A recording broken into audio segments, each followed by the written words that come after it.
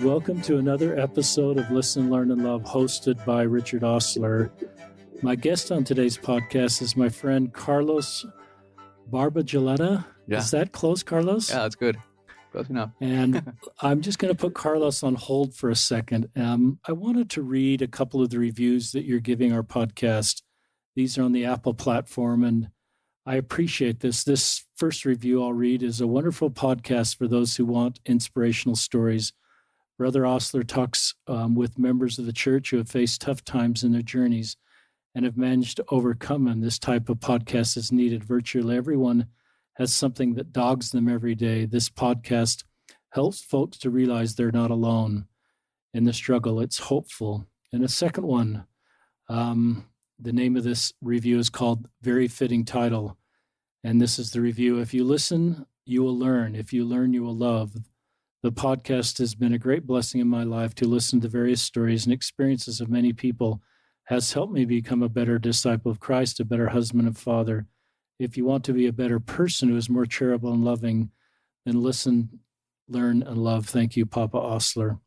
So thank you for writing those reviews. It's really a tribute to the guests, and they're being brave enough to share their story. And so all of our guests, I thank you. All our listeners, thank you. And my job here as a podcast host is to bring stories to life. And I've never been to podcast host before. I didn't go to podcast host school, and I'm just honored to do this. But I think it really is probably from all the YSA bishops interviews I did, maybe 2,000 or 3,000. And I always felt in those interviews, my job was to really understand where someone was, get on their road, so I could really understand where they were and fully minister to them. And sometimes that took multiple interviews, where most of the time I would just ask questions and listen. And that was just part of me trying to understand where people were, so I could fully kind of meet them where they are or were and just provide suggestions for them. So maybe this podcast is a little bit of that, where people come on and you and me together are learning their stories. So my guest is Carlos. Let me give you a little background on Carlos. He's been patiently waiting while I went off on my little bit of a introduction. Carlos is someone that our family has known for a long time. He comes from the same high school here in Salt Lake City that our 6 kids went and graduated. He's a little older than my oldest. How old are you, 30 right now? Yeah, 31 in October. 31 in October. And Carlos is a project manager at IHC. He has a degree and a master's degree, both from University of Utah. He's a master's in health promotion and education. So he's a very educated guy who is now using that education in a wonderful career at IHC. Carlos is gay. He's probably one of the first kids I've known, sort of my high school kid friend group, that is gay. He'll talk about coming out as a sophomore at Cottonwood High School, and then his journey, really the last 17 years, Carlos, can you believe it? Wow. And Carlos is not coming here as an LDS person. So sometimes we'll have people on the podcast that are not LDS. Carlos has some LDS roots in him, but really is coming here as a Christian, a believer in God, sharing his journey as a gay man here in Salt Lake City. Is that a fair introduction, Carlos? Yeah, that's spot on. So even though Carlos isn't LDS, we offered a prayer here, and Carlos was comfortable doing that. And we just hope that you will hear things that will be helpful for you if you identify as LGBTQ, because Carlos has been on this road for quite a while. And maybe some of the insights that Carlos will share with you will help you if you're a parent or even a local church leader. Maybe there'll be a nugget or two that Carlos will share that will give you added insight into our LGBTQ friends.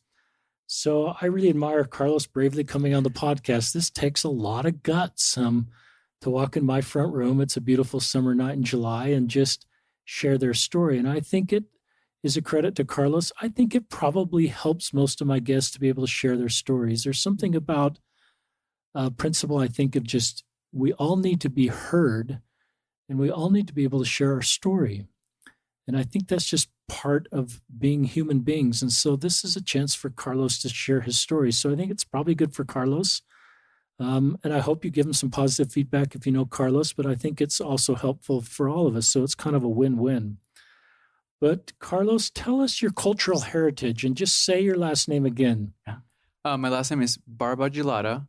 That is the coolest name. I get hungry just hearing your name. Why does your name make me think of food, Carlos? Well, if you translate it in Italian, it means frozen beard. I love it. There you go. And it sounds like gelato. Yes. So that's what I tell people when they have a hard time saying my last name. I say, Barba and then gelato. I love it. So kind of helps them and think of a nice, yummy dessert. And tell us your cultural heritage, Carlos. So I was born in Peru. I'm Italian on my dad's side, and Peruvian / some Spanish, so from Spain, on my mom's side. We actually went to Spain last year, and my mom visited her long lost aunt that lives there, and she's been talking to through Facebook. So I didn't get to meet her because I had to come back for work, but she did go to Spain, and as jealous as I was, she had a great time, and it was cool. That's great. So would you consider yourself multiple heritage, multicultural? Yes, I do. And do you know more than English? I know a little bit of Italian. I know Spanish, of course. You do know Spanish. You're fluent in Spanish. Mm-hmm. I know some French, so I was able to talk French when I was in France last year. But yeah, I know some Latin, but not fluent at all. That's great. Yeah. And tell our listeners what you do with your career, because you've got a master's degree. Tell all our listeners what you do professionally. So I'm a project manager for Intermountain Healthcare. So I work in the pulmonary and critical care department. So we deal with people with respiratory conditions, pulmonary arterial hypertension, any pulmonary embolisms, and patients with sepsis. So we do just research studies on them, whether they are federal studies or just a doctor who's curious about a certain condition. So I kind of help them with kind of like the paperwork that goes with that, so budgets, invoicing, applications, federal, and organizational. So. And how long have you been out of graduate work? And I think you've been at a couple of hospitals. How long have you been in your career? So I graduated with my master's in 2014. So about 5 years. And even before then, I was still involved in research. I was doing some student work for my professors, helping them with their research. So I've essentially been doing research for about, 10 years or so. And if I had talked to you back at Cottonwood High School in Salt Lake City, would you have told me you'd be doing this kind of work? Or are you like a typical high school kid that says, you just didn't know? Or did this kind of was an area you're interested in? I was always interested in the health field. Definitely not research. I always wanted to be a nurse or a doctor. But once I started college, I kind of discovered that I was more interested in actually doing the research work and just digging through articles and journals and kind of expanding my knowledge in that sense of the word. But I've done some nurse work before, but it was definitely more of the research that attracted me to it. And did you live your whole life in Salt Lake City, Carlos? No, so I was born in Peru. That's right. Yeah, I came to the States when I was about 12 years old. And then I lived in Florida for a year or so. Then we moved to Utah. What brought your family to Utah? My uncle actually lived here way before we came to the States, and he was doing real estate. And back then, I guess it must have been really nice to move to Utah, because my parents just kind of came and loved it, fell in love with the city, and they were always wanting, better for us and kind of chasing the American dream. So they made a decision to kind of get our stuff, worked out, and we ended up moving here a couple of years later. So yeah, yes, Florida, then Salt Lake, and then for a few months, my dad got a job in San Diego, so I kind of followed him for a few months, and San Diego's great. What grade were you here when you moved to Salt Lake City? I started like my last few months of 6th grade. So, okay. Yeah. And then I moved right into Bonneville Junior High, and I started school there for sure. Talk to us about coming to terms with being gay. How old were you when you knew you were not straight? And maybe it took a period of time when you went from I know I'm not straight to I'm gay. And just tell us a little bit about that road. Gosh, from what I can remember, it must have been when I was about 10 or 11 that I started kind of looking at guys and kind of not understanding why I was focusing more on guys. But I mean, at that age, you don't really think much of it. But as I was getting older, I guess I've heard of the term gay, and I was starting to be like, okay, maybe I am gay. Maybe I was still coming to terms with it. It wasn't until, I guess, shortly before I moved to the States that I kind of came to terms with it. I was like, yeah, I'm gay. I'm attracted to women. And then when you say you're attracted to women, you mean females? I mean, girls. Yeah. You're not attracted to women. No, I'm not. Yeah. Okay, got it. So ever since then, I just remember focusing on guys. How old were you when this sort of happened? Around 11, 12. 11, 12. Yeah. So 10 was sort of the first. Yeah, the first that I can and recall. 11 or by the time you're 12, 13, are you feeling like, yeah, I'm gay? Yes, yeah. Mm-hmm. And as you're just learning about this to yourself, was that scary? Was it okay? Did you talk to God? Because I just kind of, and the reason I asked that question is there are other people that are just probably listening that haven't told anybody. Yeah.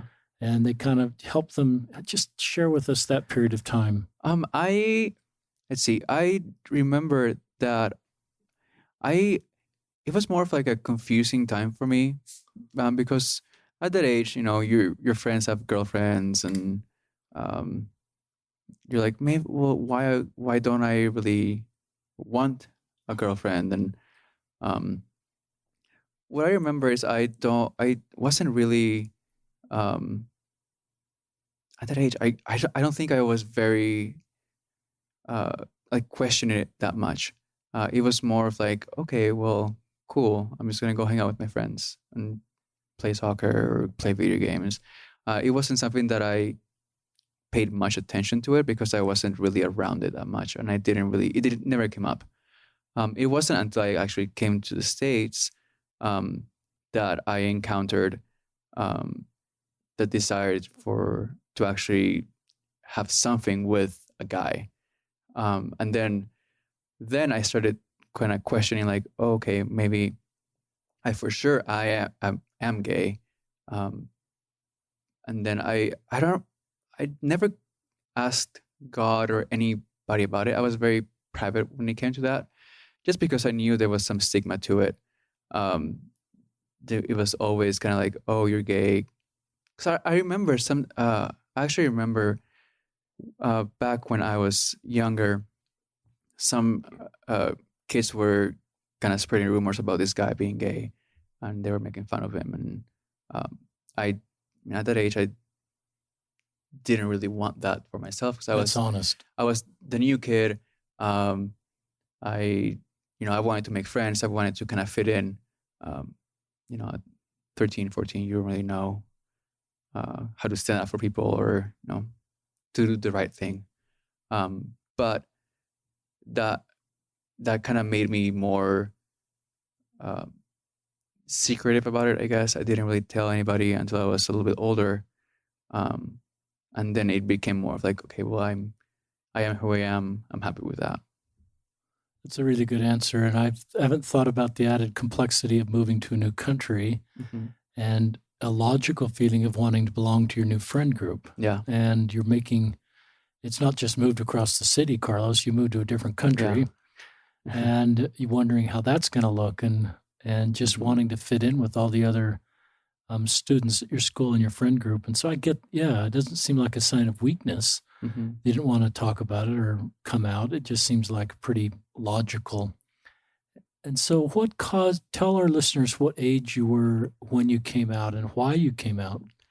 I came out at around age 14. So I was a sophomore in high school. Um, and I remember it like it was yesterday. Um, so I was in the drama department, you know, typical. But I remember it was just after play practice. So we were practicing for our musical, Fiddler on the Roof. And I remember um, I I met one of the leads. His name was Levi. He was uh, a guy that was obviously out. He was a senior in high school. He had lots of friends. He was one of the popular kids. Um, but we became friends through the play. And I remember one afternoon, it was during play practice. It was just not our turn to practice. We were sitting down, and I was like, "Hey, like, can I talk to you for a little bit?" And I just kind of explained myself, and I kind of came out to him, and he was the first person that I ever came out to. Um, and then he explained to me like, "Hey, it's okay, it's cool, it's normal. You don't have to be worried about anything." So that was a big help for me in my journey to coming out and being okay with myself. Because I trusted him. I knew that he was someone that I could confide in. That's cool. So yeah, that helped me a lot. You said something interesting there too. You said Levi was someone that was out and had a lot of friends. Yeah. And I think that's good that you saw that and that Levi could be out and that people around him still love Levi for who he is, and just that you could see that. And so a lot of things lined up that I can see where the logic, I can probably come out to this guy. Yeah. How did you feel coming out? Did it make you feel better? Did it just keep you the same, or? It was a huge weight off my shoulders. I felt like I could, at least with one person, be myself. And I remember shortly after, I mean, we would go to lunch together, hang out with his friends, and it was more of like I was slowly coming out of my shell at the same time that I was coming out to individuals. So it was kind of a twofold thing, which was great for my self-esteem. Because I mean, it's high school, it's a little rough. Same thing, you want to fit in. So having someone that in my eyes was like me, being able to fit in gave me kind of hope and just more incentive to try and be myself. I like that. A lot of my guests talk about this huge weight. They use that same vocabulary, Carlos, a huge weight taken off my shoulders. And I've wondered just what that's like to be able to, have somebody see you for who you are. A lot of our listeners talk about you have to fit in our culture and church is true. We're not really talking too much about religion on this podcast, but to be able to belong. I read this quote a lot. Fitting in is assessing a situation and becoming who you need to be in order to fit in. Belonging doesn't require you to change who you are. It requires you to be who you are. And so for you to be able to be who you are to Levi and then a group of people there seems like a weight would be lifted off your shoulders. Yeah. And slowly after that, I was able to come out to more and more people and kind of having them see who I really was. And, to some people, they were like, oh, yeah, I knew. Like there was nothing changed. Explain that to us. They knew what? They knew that I was gay. They kind of figured it out, I guess. Because I have no idea. They just knew. I never questioned that. I would tell them, hey, like I'm gay, and they're like, oh, okay, cool, yeah, I kind of figured it out. It's like, oh, all right, cool. That's okay, great. So that kind of helped in my confidence as well to be more able to tell more people. And um, as things started developing, I was able to, come out, be open to anybody who kind of asked, and just all of my friends. And I all of my friends were very receptive and great. Talk about coming out to your family. I know you've got just, I don't know how many siblings you have. Just talk about coming out to your siblings and your parents. So my family was a little bit different. It was not planned. I remember that I at that time I had a boyfriend, and we were hanging out at the mall, and some of Were my you a junior, a senior at this point, still a sophomore? I think it must have been at the beginning of junior year. Okay. So we were hanging out at the mall, and some of my brother's friends saw me with my boyfriend holding hands, or doing whatever, and they told my brother, who in turn told my parents. So when I came home that night, they were all like kind of waiting for me in the living room, and they're like, what? We heard some stuff, like what's going on. So I kind of had to tell them right there on the spot, which was kind of hard because I wasn't planning on coming out to them, for a while, because they're my parents, and I don't know, I just felt kind of weird. But it helped in the sense that it was out there now. They knew who I was for reals, and I'm very thankful that my family was able to understand, even if it was foreign to them. They were very open to it. They, what I remember as clear as water, they were telling me it's that as long as I'm happy, they will be happy. So that was something that kind of helped me through talking to them more and more and coming out to them. We all did go to therapy for a while, not to, for because there was something wrong. It was more of a place for all of us to kind of talk in an open and safe space. Um, we did that. I'm trying to remember, but it was probably for a few months, and then we kind of just decided to kind of take it off and kind of deal with it on our own. We, things were out there now. We knew how to deal with each other, and then ever since then, it's been pretty good. It's like I said, as long as I'm happy, they're happy, and I'm very thankful for that. It's good. If your family's listening, good job. And sometimes people do come out before they're ready in a situation like that. And sometimes a member comes out on their own terms. Sometimes parents are waiting for someone to come out. Heard a lot of stories where parents kind of know, but they give that child coming out on their own terms. But every story is different. So this is a story where you did come out a little before, but it ended up being good experience. Yes. How was your brother? Because sometimes the straight brothers, and it's a little weird for them to have a gay brother. How is your brother doing? He's doing great. Great. At the beginning, it was kind of difficult because he was kind of the polar opposite of me. So he was in the football team. He was a quarterback. He did everything. I mean, he's 2 years younger than me, so uh, at the time he kind of, well, he looked up to me, and at the time he was kind of like iffy because he didn't know. He was like, "Oh, you like guys? Like that's kind of weird." Um, but as we kind of grew up and we talked more and we were hanging out more, he became kind of used to it and very accepting. And now I feel like we have a pretty good relationship. Uh, he works out of state, so he's not in Salt Lake.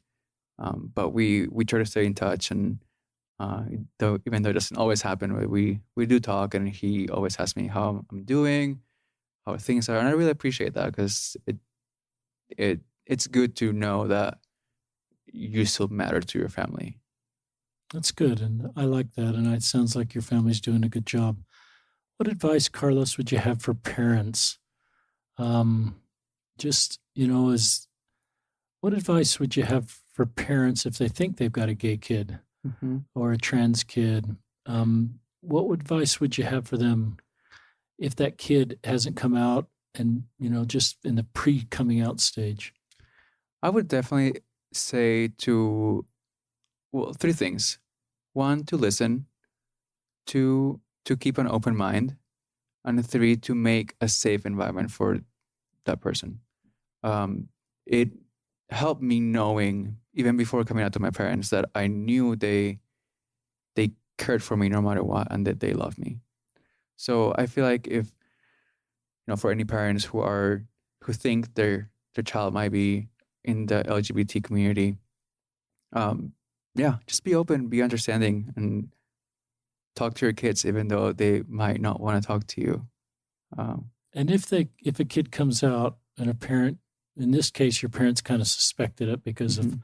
what your brother said, but what advice do you have for parents if a child's first coming out to them? um, the same, just Same listen, advice. just listen. Because when you're coming out, you just want to kind of pour your soul out to that one person or to that group of people you're coming out to. Listen, understand, and then uh, you know be uh, be caring and understand that it's a difficult thing for that person to do, because it is. You're it's a li- to me it's a life changing event in your life because you go from being who kind of people want you to being who you really are. So I think that it's one of those major life events for someone. Were you out if I go back to your graduating year 22007, roughly 12 years ago at Cottonwood, were you out during your senior year broadly or just to kind of your friend group or?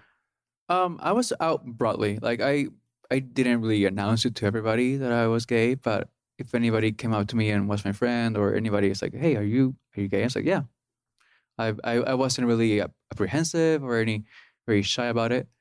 I was pretty open about that. Yeah. And what was the culture like at the high school? Were you bullied for being gay? Were you teased? Were you taunted? Or were you not? Um, I consider myself very lucky because I didn't experience any of that. At least to my face. But the culture that was surrounded with.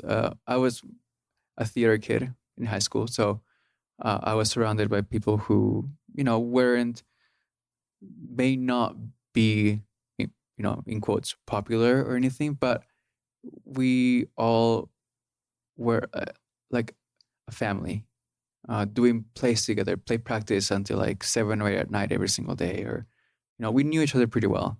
And even my friends, I have friends in who were student body officers, and they were great.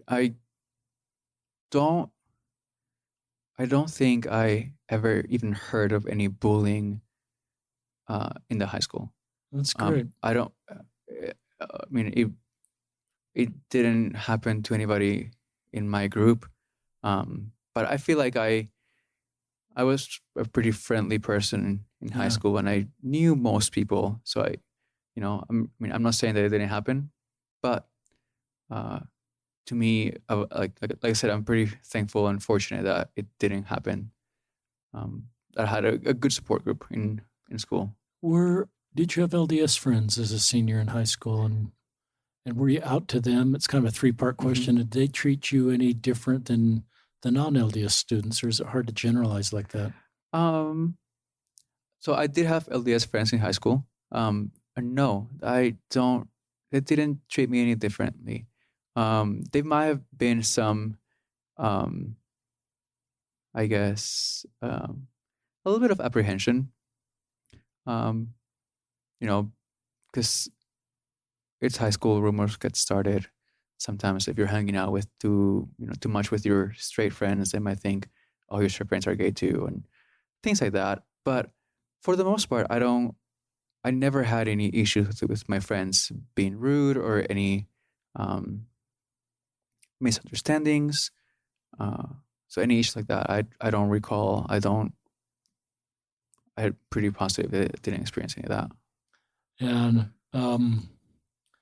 it's a credit to you, Carlos. It's a credit to your friends. One of the things about our local high school that we love is the culture. Mm-hmm. My wife's been involved in the PTA there, and it's a school that has it's less than 50% Caucasian. So it's not a typical Salt Lake City high school. There's just a lot of diversity there, and our kids are Caucasian. We couldn't quite control that since we're both Caucasian, but we have loved our,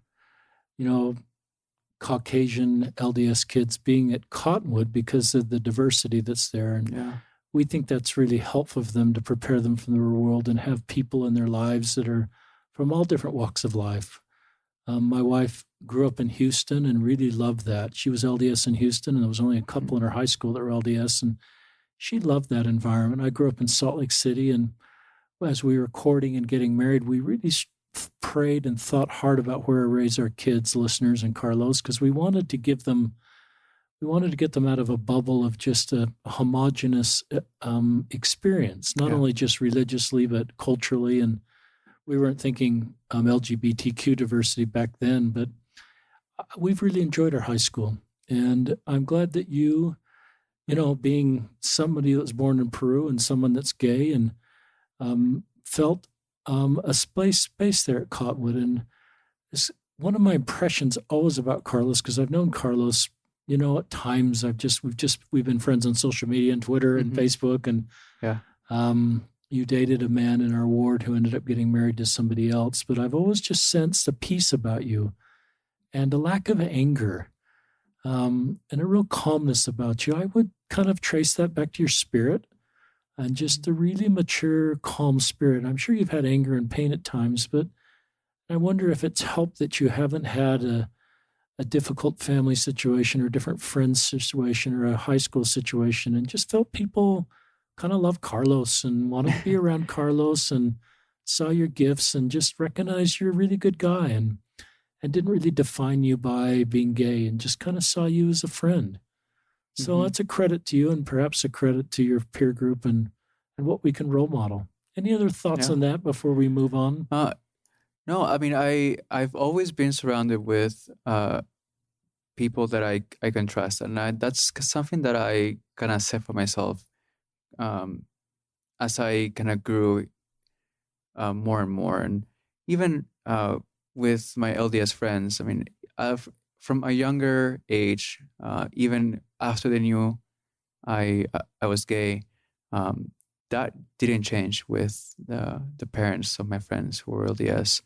I would still hang out with them at their house. We would go camping or whatever, and it wasn't never awkward, or it was like, oh, Carlos has to sleep somewhere else, or like kind of weary about like, oh, he's hanging out with so and so, and that's great. I'm really glad to hear it was that. a good situation, and I So feel you it didn't helped make a lot. any of your straight friends gay just by being in the same area with them? Nope, not in the same car. No, yeah. So I kind of tease, but I just like that parents were able to recognize that. That that makes me happy.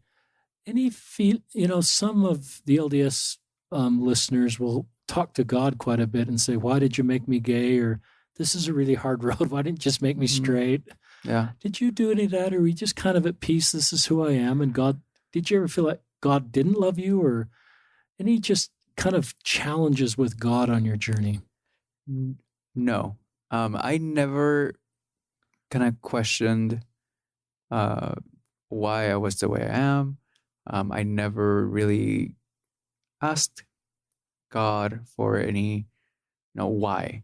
I was always kind of aware of who I was, and I think that just comes from my early age, just kind of being curious and kind of, in a way, knowing. That kind of helped me kind of be okay with who I was later in life. I never really thought that God was guilty or anything. He made me a certain way because he hated me or anything. I was always at peace with God. I've never held anything against God or questioned anything like that. Do you know why you're able to do that? Because I Um, assume you know some people aren't where you are mhm. that are LGBTQ and their feelings about God. Any thoughts on why you are that way? I I believe that it stems from my Catholic background, and I think mainly my parents. That and they always told me, God loves you no matter what. No matter how hard things are, you can always count on God and that to help you in any way. It might not be immediate, but it will happen eventually. Um, so I think that kind of helped me get in a frame of mind to not put blame or hate on anybody else. And that doesn't mean that I place any of that on myself either. I was pretty aware of who I was, and I feel like I didn't need to change myself to fit in. Maybe earlier in life, I may have thought that, but as I was coming out and as I was seeing the reaction of people that they were accepting, I was like, yeah, I'm very happy with who I am. And even before, um, I don't recall any instances of me just having that questioning mindset. It's a great answer, Carlos. It's just helpful for me to hear Yeah. that. And I like the way you tied that probably back to your parents and how they Mhm. taught you about God. And that it's the same doctrine, I think, as the Catholic Church believes, as the LDS Church believe, that we have a loving God who loves us and we're his children Mhm. and he will always love us and he wants us to be in their lives. And so I love that those core Christian principles your parents taught you and how that, sustained you Mhm. during this time. Were you emotionally okay in high school? Some that I meet with, are really suicidal, Yeah. attempting suicide, thinking of suicide. And some that I talk to during high school have hard days, but probably they're generally okay. Any thoughts on that for you? I was generally okay. I definitely struggled a little bit, you know, fitting in a little bit, making friends at the very beginning, but for the most part, I always had my brother. Like, he has helped me a lot. Um, What's no, his name? his name is Stefano. Okay. So he's a couple years younger than you. Yeah, he's 2 years younger than me. Um, I don't mean, like, all siblings, we fight. Sure. We'd say we hate each other, but we really don't. Um, he has been very great. And believe it or not, I'm not the easiest person to get along with sometimes. And he will attest to that. But even if I'm mad at him or whatever, he'll tell me, I love you no matter what. Like, you're great. Uh, I look up to you and all that stuff. And having that at home kind of help me deal with, you know, at the very beginning, figuring out if I should come out or if had a hard day. That coming home to that kind of helped me a lot. So no, I don't think I ever had any thoughts, like suicidal thoughts or anything, just because I had that support. And I know some people don't. Um, but I think that even if you have, uh, one friend, whether it's a school or in your neighborhood, knowing that at least one person cares, it can be a very powerful thing. Would you say, great answer, Carlos. What would you say? You're a really good guest on this podcast, by the way. Thank you. What would you say to younger people that are thinking of suicide? And maybe people reach out Mhm. to you, Carl, just because they know you're gay and older and can be a mentor to them. What do you say when someone's suicidal? I That's a hard question. I haven't experienced that, to be honest, but I think I would tell that person that, at least one person loves them, and that makes a huge difference. Um, I know that That's a great answer. At least one person loves them. That is so true, Carlos. even if you don't, if you feel like the whole world is against you, at least one person, whether it's your cousin, your brother, or a distant cousin, or whatever. I think knowing that can make a difference, and knowing that you make a difference in one person's life, that is very powerful to me, at least. Um, like, like I said, I haven't experienced those thoughts, but I've had very dark days before, and knowing that at least have one person that I can go to and they will listen, even if they don't say anything back. I can talk to them. Um, that helps me, and I think that having to someone else who's struggling with that, and some people, I remember I would talk to my teachers sometimes, like college, high school teachers. I would, during lunch, I would go and say hi to like my choir teacher. Which is that choir teacher still there? I wonder who that is. No. Okay. She moved on. It was Miss Pike. Okay. Shout out to Miss Pike if you're listening. No, she's great. Love her. So yeah, I would go and talk to her. I would talk to just anybody who would listen. I know it's hard. It's hard to kind of open up to people who you might not know that well. But if they're willing to listen, talk to them, because it makes a difference. It's really good. And while we're thinking of high school, you're 12 years removed from high school, Carlos, if I'm doing the math right. We're having the 40th, our 40th high school reunion. Stop. And so I'm at Highland High School, nice. Salt Lake City, and it's our 40th year reunion. But this morning on my walk, I was thinking about a couple of gay men from our high school that aren't with us anymore and died of AIDS that I was never knew how to be kind to. I knew they were gay, Carlos, but I separated myself. I wasn't mean. I didn't say mean things in the hall, but I just didn't know how to be their friend.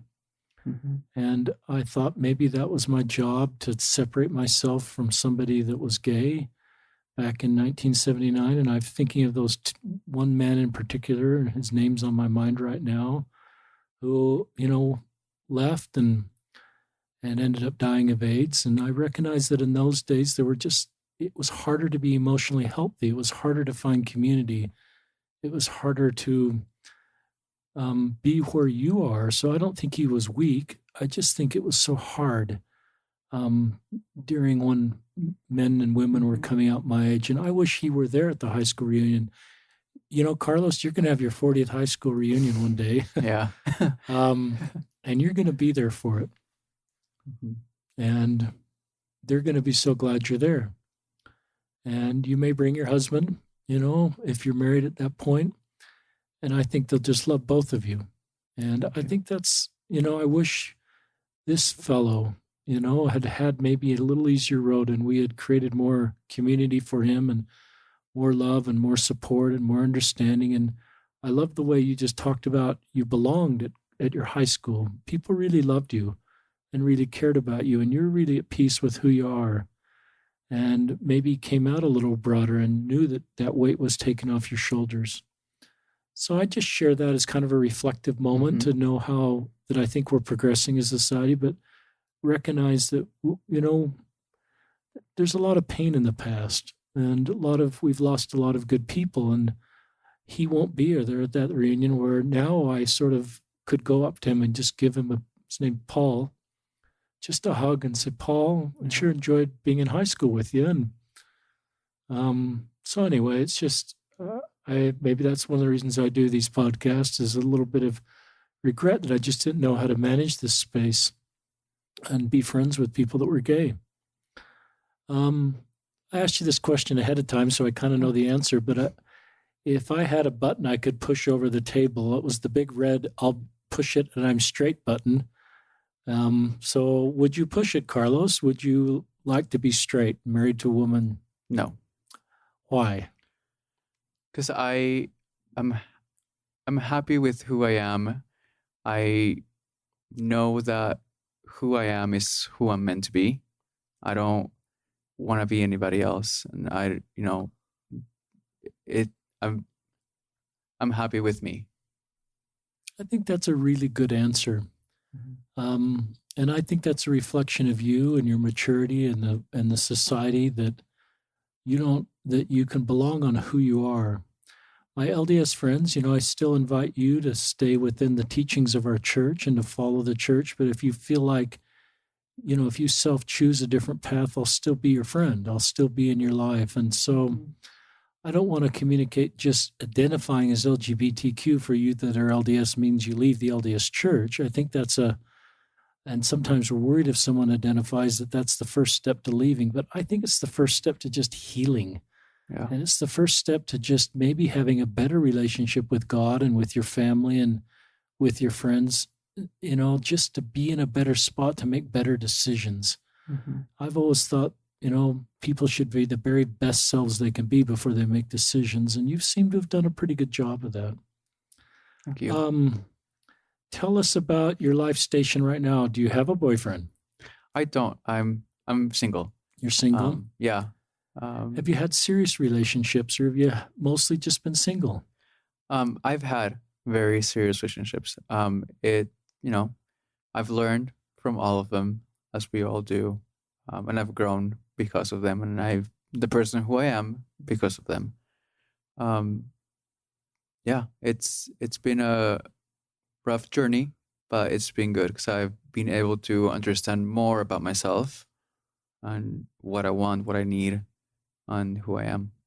Yeah, and if you want to find a husband, I would honor your individual decision, Carlos. And I recognize that lots of times people that I meet as they were finally finding their partner, those prior relationship gave context because just like you're saying, some of those relationships at times when I talked to the YSAs when they were finally getting married, we'd look back on their prior relationships and they had more context for why difficult things happen, and some of those were really painful.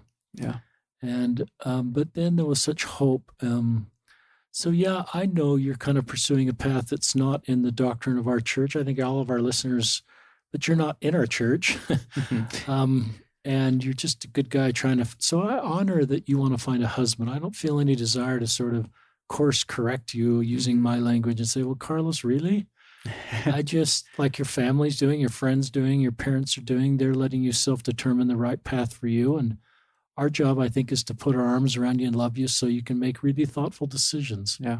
Okay. You okay with what I said? Yeah, definitely. Is that okay? Yeah, I appreciate that. It's good to know and to hear, not to put anything on anybody. There, and for me, when I came out, knowing that I had LDS friends, I knew, the LDS had some stance on people who identify themselves as LGBTQ, but that never really affected my view on people who are LDS. I never, for 1 second, experienced any hate or animosity or any different treatment from any of my friends or their families who were LDS, and that includes you guys because I've known you guys for a long, long time. So I really appreciate that, and it's good to hear. And I think there's a doctrinal foundation. I look at Christ, and there's a picture of him in our room here as we're recording, and I just looked I look at what he did, and he just loved everybody, and he taught, if you love me, he taught, these two great commandments, love thy father with all thy heart and love thy fellow man as thyself. And so you're my fellow traveler here. And so my job, I think, is to just love people and support people. And I leave any judgment to God and his perfect understanding. It's not my job. I sometimes think my baptism covenant doesn't require me to assess your relationship with God. It's about my relationship with God. And I just honor your journey and I think in a pragmatic way, if you feel love and support, you're going to make better decisions. There's a lot of ways to live this world of trying to find a husband. Talk about and that kind of leads maybe to something you shared before. You're not really a club scene guy. No. And you're not a real big partier, I sense. And no. why?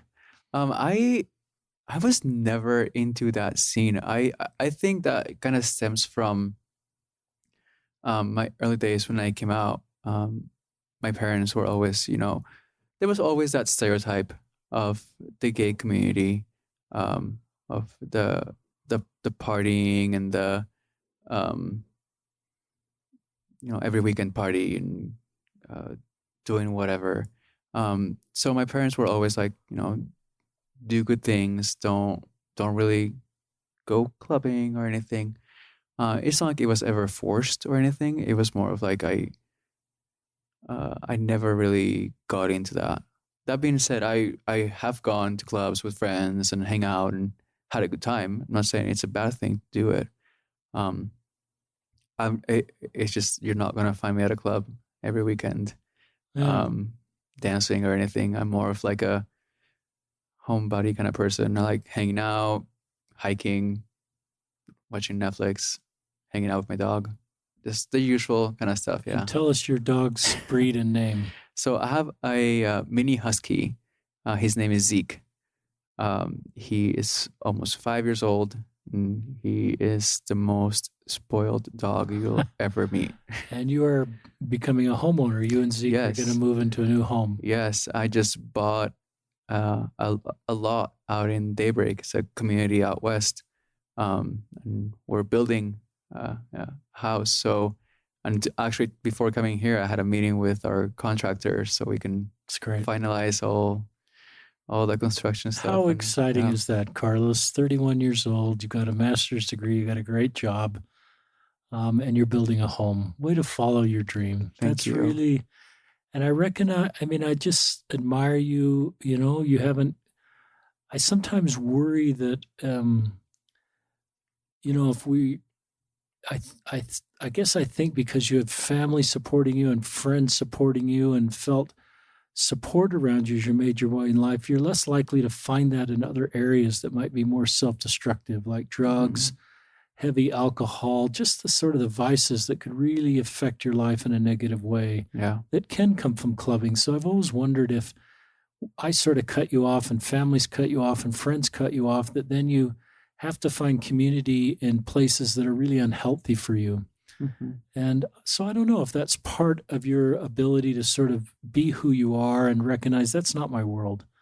And to just make really pretty thoughtful decisions going forward. So I think that's, and I wish maybe that I'm going back to my high school friends, if they had felt that sort of support, but perhaps they wouldn't have had to have gone where they went. That was more of a destructive road. Yeah, and I think a lot that has helped me with that is I've had friends that, were not really into that kind of stuff either. That they really didn't really go clubbing or, drink a lot or anything. But like I said, I've gone before. And it's a fun time every now and then. I won't say no if some friends are like, hey, let's go hang out at a bar or just go to a club and hang out for a little bit. I'm cool with that. Like I said, it's every weekend's not my kind of thing. How do you handle your relationship with God in the sense that, do you think he looks down on you or condemns you for wanting to marry a man? Not one bit. To me, I see God as, if he knows you are a good person, good intent, you do your best to be a good person, you're good. I don't think that I'm being looked down upon because I have a couple beers or I hang out with some friends who I should not be hanging out, or anything, like go clubbing or go out with a guy or anything. That's good. I appreciate answering that honestly, and thank you for being honest and just how you'd answer that. So that's helpful for me. Before we went live, you're in a short sleeve shirt and you've got some my sons would say sick tats. That would be slang for a positive For statement. cool, yeah. Tell us about the word on your left arm, I guess, and the story behind that. Yeah. So you listeners can't see his left arm. So I have a Vegas strong tattoo on my left arm, and I was actually at the Vegas shooting almost 2 years ago. That was kind of my way of, I guess, paying some tribute that I survived, and just that it actually happened. Because sometimes, for a while it felt like it. I guess it didn't. That it was kind of like a horrible nightmare, to say that. But yeah, so You were there at the concert when the shooting broke out. Yes, I was. How many were in your friend group? So it was me, 2, 4. Yeah, so it was 5 of us. Yes, yeah, 5 of us. So we were about, I would say, a football field away from the stage, maybe less. Wow. Like 3/4 of a football field, maybe. Yeah. So I remember, I don't know if you want me to tell the whole story, but I guess I'll say that I remember when the shots started firing and when the lights went off and the music cut out and people started running and yeah. Wow. How long? And you told me before we went live, your friend group separated. So yeah. So how long of a time was it from when you realized this was real till you realized you were safe? How long of a time was that? It felt like years. That's honest. Honestly, I think it must have been like an hour or so, but it felt like the whole night. We were like running the whole night. I believe the shooting started like at 9 or so. We finally got into a safe place at like 11 o'clock, something like that. So like 2 hours, hour and a half. And you're communicating with your mom and you're communicating your mom, you're not sure you're safe. So she's wondering, and you're wondering if this is last communication with your mom because you don't know exactly what's happening here. So I remember we were running away, and we were on the strip running away from the strip, and I remember thinking I have to call my mom. So, and it was like 11 o'clock here in Salt Lake, so probably 10 in Vegas. But I remember calling her, and I was frantically running, so I was out of breath. I was, kind of crying and stressed out. I didn't know what was going on. So my mom answers all normal, like, "Hey, like, are you okay? What's up?" And the first thing I tell her, because I don't think I have, time or anything, I'm like, "There's a shooting in Vegas. I don't know if I'm gonna make it. I love you. Please take care of Zeke." We're running. So wow. And yeah, so that's not a call any parent wants to get at all. So it was very stressful for her and me. Because we didn't know if we were gonna make it out. Because at the time, we thought there were shooters on the ground, kind of going through every hotel. Because we had the news on our phone, like Twitter and YouTube, like anything that could tell us what was going on, and people were saying reports of shooters in each hotel and down the street and in the airport and everywhere. So we were like, okay, well, we're not gonna go anywhere. So it was a tough call to make. I thought it was my last phone call, and rightly so.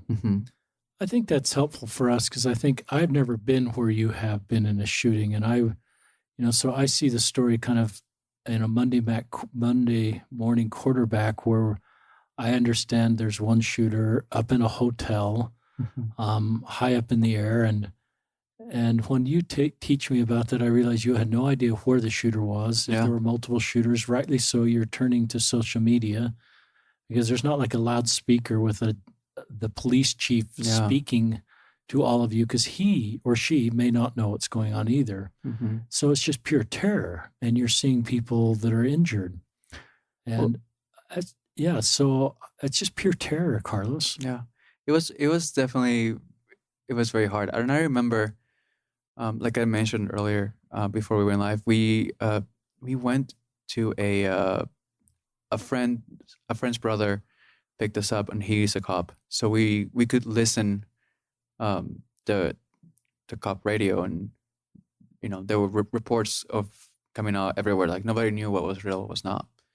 So even they thought it was chaos. They didn't know what was going on, so they couldn't act because they didn't know. So it was, knowing that the cops don't know what's going on makes it even more scary. And I assume you experienced some post-traumatic stress disorder because of that. Yeah, it's just pure PTSD. Yeah, I went to therapy for a while. Good. It's a sign of strength, Carlos. It helped a bit. I still experience some form of anxiety and slight PTSD when I'm in like very crowded places. Yeah, rightly so. Like movie theaters and stuff like that, like a crowded mall, airports and stuff like that. Talk about CrossFit. That's part of your life. Yeah. So I do CrossFit. I've been doing it for about 5 years or so. It's been great. It's an awesome experience, and I came knowing nothing. So I know people say, "Oh, CrossFit's too hard," or "I can't do it." I couldn't even do a proper push-up when I started CrossFit. So it's been the CrossFit community here in Utah is great. They have been awesome and have helped me through a lot of hard times. Especially after the shooting, I came back and I would go to the gym because I didn't know where else to go. Because I was like, I need to go somewhere. I don't want to be at home. I don't want to be anywhere crowded. So I would go to the gym a lot, and people at the gym, they were willing to listen to my story, even though I would, go off on everything that happened to the most minute detail. It's part of healing. Yeah, they would just listen, and that helped me a lot to heal and to kind of come to grips. Does that community know you're gay, and are they okay with that? Yes. Yeah. So after high school, I just, anybody who wanted to know, I just told. It wasn't anything that I was kind of shy or ashamed of or anything like that. All my friends knew from the very beginning, like, oh yeah, he's gay. Cool. Even my community, they knew. Even when I became a coach for a while, they all knew, and it's been great. The community is amazing. I still have friends that I go running with every week. I go to different gyms with every week, even strangers at gyms that I never gone to, and I'm brand new. They're super friendly, and they want to get to know you, and they want to be your friend and kind of get to know a new person, even if they're only going to see you once. They want to make sure that you're welcome into their space. That's great. Yeah, it's a great community. I'm very lucky and happy that I found it. Any final things you'd like to share with our listeners, Carlos? Just, if you have ever felt alone or without hope or anything like that, just, know that at least one person cares. I know that it might not be what you want to hear, because sometimes, the person that you think cares, you might not, be super close to them, or it might be someone that you don't talk to that often. But there's someone, at least one person who cares. So, don't be afraid to reach out, even if it's for a quick hello or hey, what's up? It makes a difference in your life and in their life, because they know that you are comfortable with them, with talking to them. So yeah, just be open. Yeah. That's great, Carlos.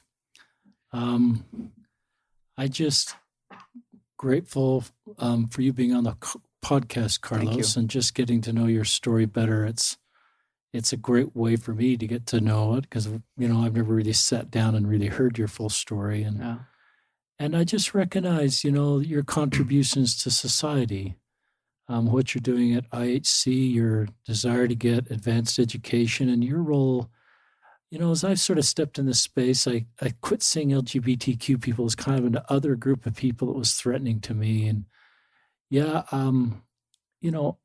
we have a wonderful family here and wonderful kids, but I don't see you somehow as an outside threat to my family. I just look at you as one of God's children that has a relationship with God and is trying to make the best way you can in life. And I recognize that and I recognize your contributions to society with what you're doing, with your work at the hospital and how you're taking on a medical issue and trying to help heal other people through the expertise you've acquired and the research you're trying to do.